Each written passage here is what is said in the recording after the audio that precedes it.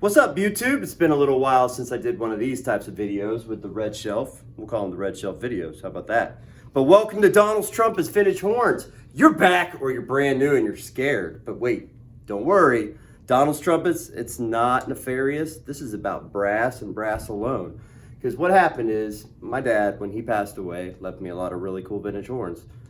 Donald's Trumpets sounded good to me, so I figured let's run with it. So welcome. If you haven't subscribed, make sure you do. If you like vintage brass, you're going to want to hang around a little bit because there's a lot of cool content that has been released and will continue to be released in the future. Today I'm going to show a cornet that's going out the door. Hate to see it go. I hate to see all of these go, but I'm really doing my best to keep my collection to a minimum, especially since I didn't start playing since last May, so it hasn't been that long, not even a year yet. But I'm learning a ton, having a blast. So let's go ahead and jump into it. Enough about me rambling on. Today we're looking at a Conn, and this is an 80A, so 80A. These are really cool. This is from 1935. This is a 300,000 serial number on the lower end of the range. You know, some of my first impressions from these particular horns, Conn in general, seem to, I mean, they're all like spaceships and weird contraptions, different wraps, all of their names, you know, the wonderful, marvelous, super duper, better than yours cornet. Point is they seem to be a little excessive in their marketing, some of their names.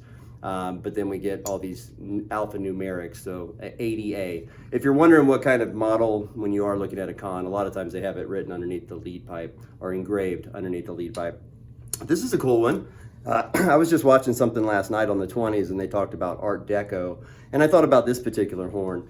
And you can see this is silver plated. It looks like it was a brushed silver back in the day, and it's worn off quite a bit. All the contact areas have worn through. But the engraving's really neat on this. This reminds me a lot of the Vocabell type engravings, but hopefully this is in the camera. I'm not looking at myself. So this is like an Art Deco type engraving from that period of time. I always think of it as like a spaceship or something you would see outside of a movie theater. This is really cool too. This has I believe this is to go to the key of A. This is an opera glass tuning slide. And one thing that's really cool about all my dad's horns, he kept them all looped up, so you can see this thing after God only knows how many years, still moves really nice. Same with this is kind of a cool contraption that Conn had. It's linked together, and you can see there's a slide stop right here. So when you pull this out, this main tuning slide, which is also different on a cornet as well. I'm so used to the cornets having the tuning slide back here.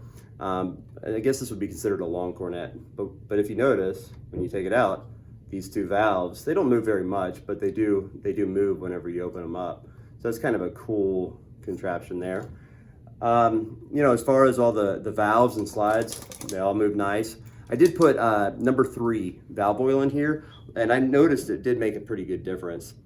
But without further ado, let's jump in. I'm going to compare this to a Los Angeles Olds recording. I have a mouthpiece that does not fit. This is a Peak, is the brand. It's a 7C, and it doesn't fit either cornet, but we'll give it a go. Not forcing it in there, by the way, just putting it in as far as it'll naturally go.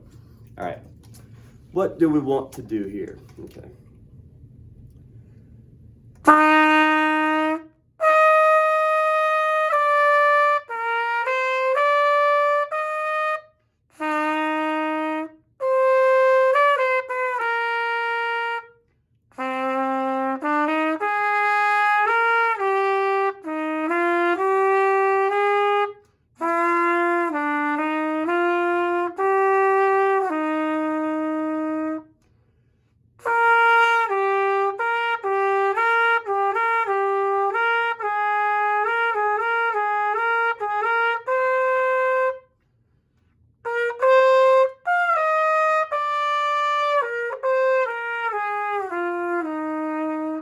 So I jumped a little bit ahead just to save time.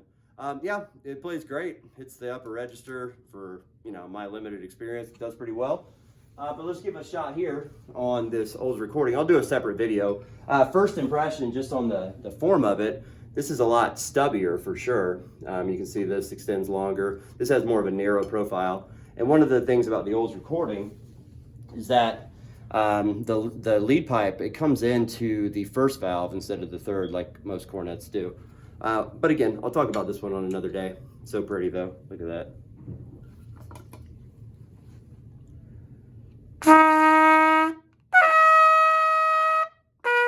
Let's give that a round 2 here.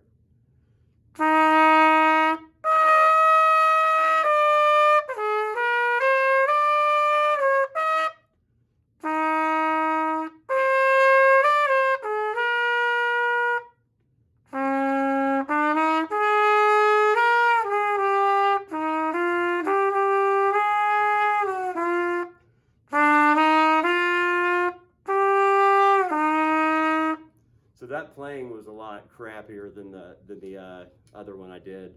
So I can't determine, is it the way it slots? Is it that I haven't warmed up? Now let's give it one more shot and see what we think.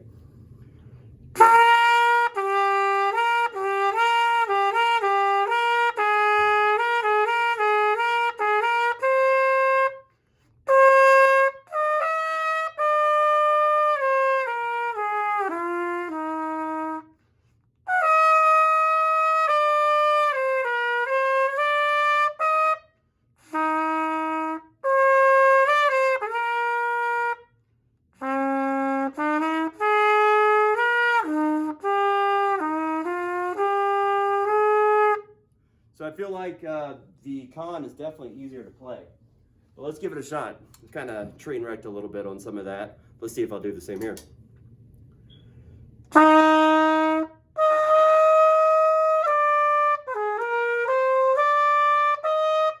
It is easier to play. Some of it is weariness, I guess, not warming up. But which one would I choose? I would go with the Conn. I do like it. I like the way it plays better. I love the aesthetics of this, and I love it's an old recording, of course.